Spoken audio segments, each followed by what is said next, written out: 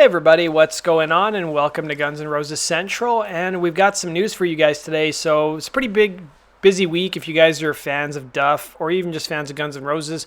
So Duff dropped his latest song. It's actually the first song off his upcoming solo record called Tenderness.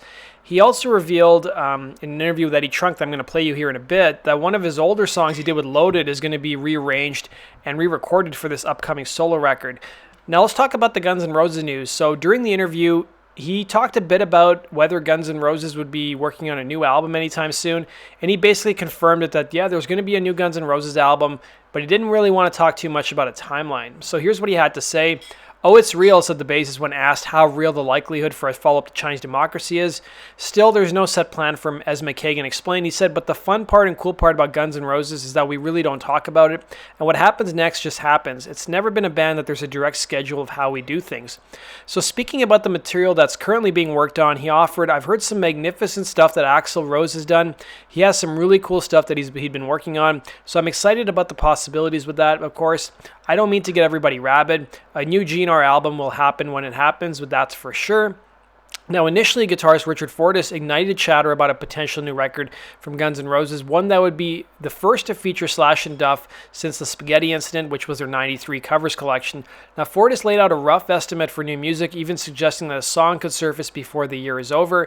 Slash, however, was less committal regarding the writing and recording and when that would happen. Regardless of the current confirmation of new material, along with McKagan, it means that there's definitely something brewing in Guns N' Roses camp, and once Slash is off tour in early August, he's going to probably go back to Guns N' Roses, and they'll pick up, and we'll probably start hearing some rumblings of what's next for the band probably in the new year in 2020. So here's what Duff had to say in his interview that he trunked that he did on Friday when he first dropped his new song Tenderness. Check it out.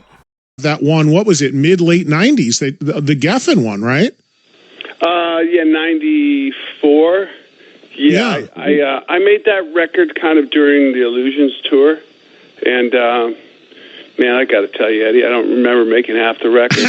Well, the thing I was going to say to you, Duff, when you were talking earlier about being on the Not in This Lifetime tour and all these observations and everything that you had that led into writing this, the big difference going out with Guns N' Roses and making a solo record now is the fact that I'm sure you remember and you're a hell of a lot more lucid during the touring than you were when you made your last solo record. And plus, getting back together with Axl and Slash, with my brothers that I came up with, and we created this whole thing together. Back when, in our early days, we made the mistakes and we had the victories. We did all that stuff. We did it together, and getting back together after so many years, and mending fences, or as it were, whatever you want to call it. I was at ease, man. Like on this tour, I was at peace and at ease, and it gave me the ability to really observe outside of what I was doing. Observe some more important, things about what's going on. I'm a father of two daughters. My daughters are scared, about what's going on. I'm not trying to get political or point any fingers, and the record doesn't do that at all. But as a father and as a guy who loves his country, I felt it was time for me to say a little something, and that's what I did. And the tour with those guys, with that band, really gave me the I guess leg room to do something like this. Did it surprise even you, Duff, now that it's in the books, looking back on the Not in This Lifetime tour, did it surprise even you how big it was? Oh, yeah. Man, anytime I play a gig, if there's 3 people in the room, I'm like, wow, they can see me play, Nothing's changed, man. You can't take, the kind of... Speaking of gigs, I've heard some new material, and there's been some jams going around, and that's the next, step for us, for the GNR thing. But right now, this record, I'm so proud of. It's a book, but it's this record, and just so happy to work with Shooter, and the songs came out exactly like I heard them in my head. But before I go back to your own record, I got to pick up on something you just mentioned, because Slash made a comment about a week ago about, yeah, there's some new music, we'll see what happens. You kind of just said that as well. I mean, that, you know how rabid the Guns N' Roses fan base is. What can you tell them about the next step? How real is the potential for a new GNR record with you guys? Oh, it's real, but you know, the fun part and the cool part about Guns N' Roses is we don't really talk about it, and what happens next just happens, and there's no it's never been that band that there's been a direct schedule of of how we do things. You know, I've heard some magnificent stuff that Axl has, you know, really cool stuff that he'd been working on, and so I was excited about the possibilities of that. Of course, I don't mean to get anybody rabid. You know, our thing will happen when it happens. That's for sure. So turning now to some sad news. So if you guys were fans of Slash's guitar playing, or even more into the actual specifications in terms of like which type of guitars he used in his setup on Appetite for Destruction, then here's some pretty sad news. So the guitar tech who helped Slash get his sound on Appetite for Destruction recently passed away. So the guy's name was Frank Levi, and a poster on the MyGNR forums posted the sad news, and he had this to say. He said, Frank Levi died yesterday. Most people have never heard of him, but he is the reason that Slash had such an iconic sound on Appetite for Destruction. The amp that Slash famously used for Appetite for Destruction and then tried to steal for himself, it was an old Marshall head that Frank Levi rewired and modded. Frank worked on amps for a number of artists, including George Lynch and Warren DeMartini, but he never really got the recognition for his contributions to those players' tones. And a 2014 interview with Frank detailed his experience. He said, I met Slash before GNR became famous. He used to bring me his amps, which were Marshalls and Boogies, after his gigs. Unfortunately, we lost touch around this time that I was leaving SIR. I was kind of disappointed that I didn't hear from him or Marshall during the development of the Appetite for Destruction 100.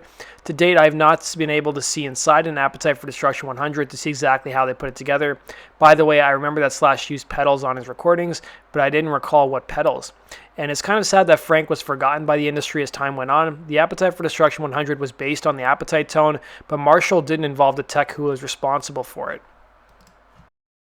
So this is a photo that Guns N' Roses have shared on their social media pages backstage during the Not in This Lifetime tour. You can see Axl backstage talking to Duff, Richard, Dizzy, as well as Melissa. And I don't know who's cut off in the photo. Maybe that's Del James. But if you guys follow them on Instagram or Facebook, they're frequently posting behind-the-scenes photos like this every so often. But it's kind of funny. I've never seen a colored photo backstage. Everything is always black and white with Katrina's photos that she takes, and that's how she edits them. I know some people kind of comment on it and aren't fans of it, but I don't really care as a fan. I just like to see more behind-the-scenes stuff. Turning now to some non-GNR news. So Kiss has been in the news lately. There's been all this controversy about them using backing tracks and Paul Stanley possibly lip-syncing. Now, members of Mötley Crüe, including Nikki Sixx, and I even saw Tommy Lee, accuse Kiss of stealing Mötley Crüe's setup on stage. So Kiss played the Forum in Los Angeles about a week ago, and prior to the show, Nikki Sixx posted a still from Crüe's final tour from 2014 and 2015 on Instagram with a caption, if you want to see an exact reenactment of this, just go to the Los Angeles Forum tonight. Now, Sixx later posted a composite image showing him being carried above the crowd on a crane and one of Kiss's bassists, Gene Simmons, doing something similar.